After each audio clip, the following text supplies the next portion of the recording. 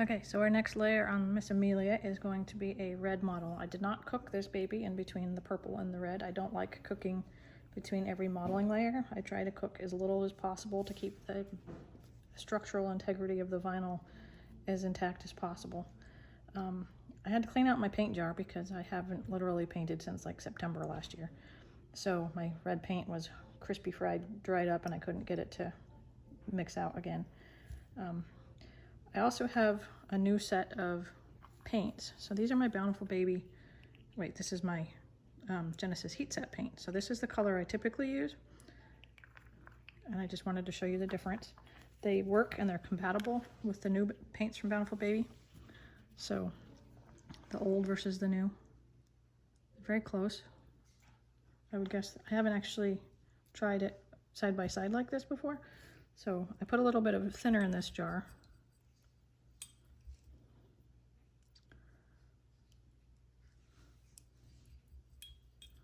It's almost kind of a jelly type of a texture. Avery Pratt, the one that is in charge of these paints and mixing them and stuff, she says that they are compatible, that you're supposed to be able to use them right on top of, like these, right on top of Genesis. And I've done a few colors, and that is the case, they are compatible.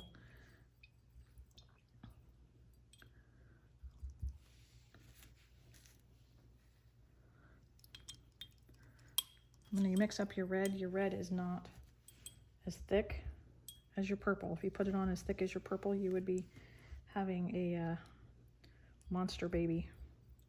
It would be very, very red. There are certain kits that you want that red, like preemies maybe. You could probably get away with that red. But in general, go a little bit lighter on your reds.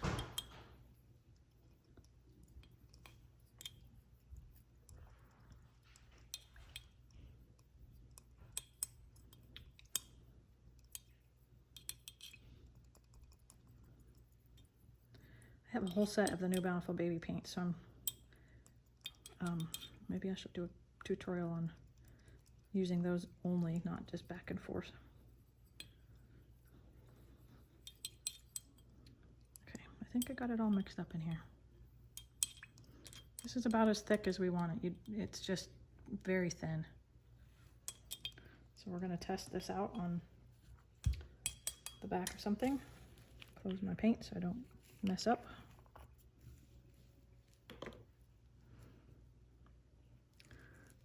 Stuff is super slippery, so it comes off. I try to keep my labels on as much as I can, but it's hard when they turn to snot and fall off on you.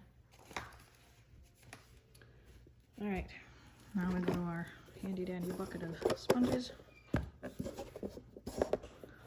and dig out my 10-million-year-old red modeling sponge. Been using this for almost as long as I've been reborning.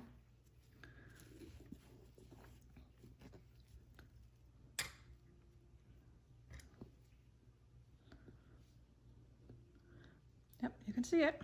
That's what we need. Just a very faint pink is what we're looking for.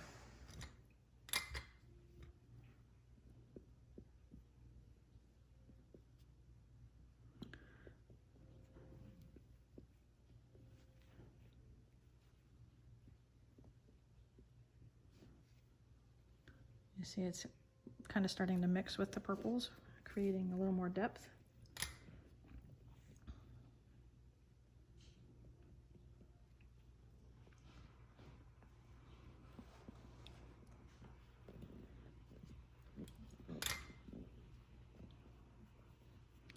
I have one more layer that I'm going to put on this baby before I'm going to cook her. I'm going to put a yellow modeling on her.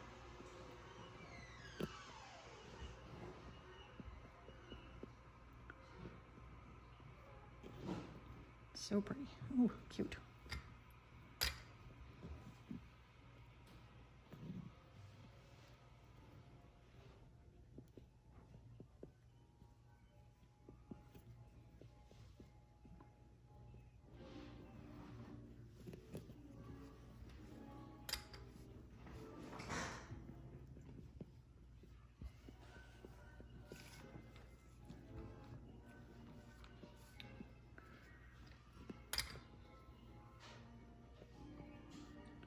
I have to change my music. I feel like I'm in a cartoon.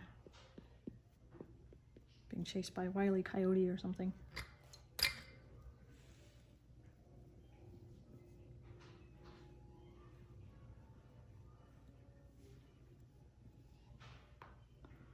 Okay.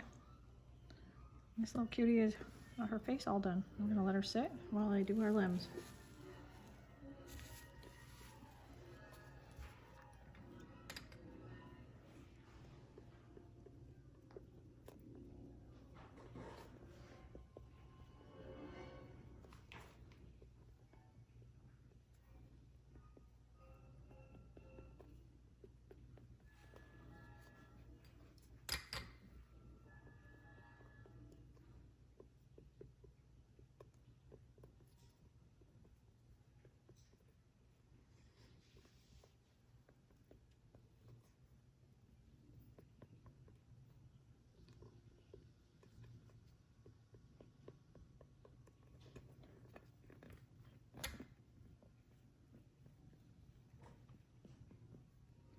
I don't know about you guys, but when I paint, I prefer to listen to an audiobook while I'm painting, because then you can get two things done at once. I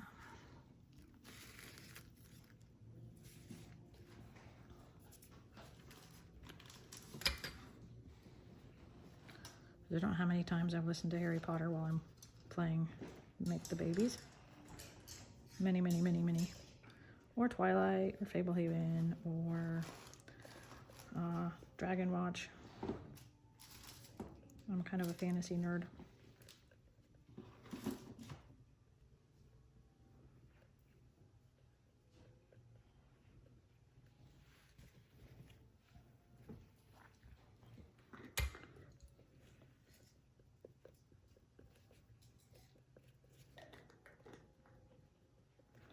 I'm letting it go in the hands and fingers just because I want it to create a little bit of depth rather than just the blending and blushing of the later layers when I come back in and add the fingertips and stuff.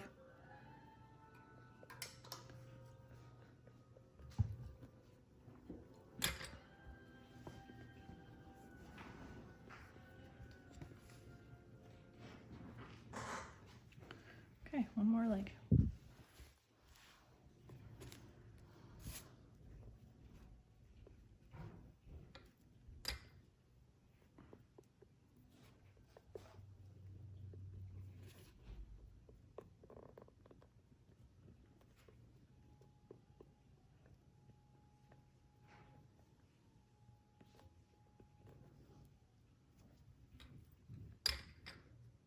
I have to do a YouTube tutorial for a fantasy baby so you can see what it looks like to put on thicker paint.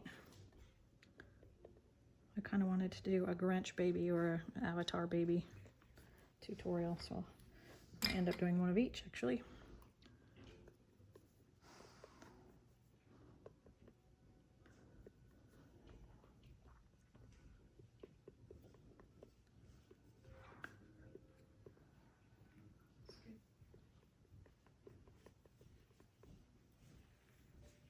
All right, this baby's all done.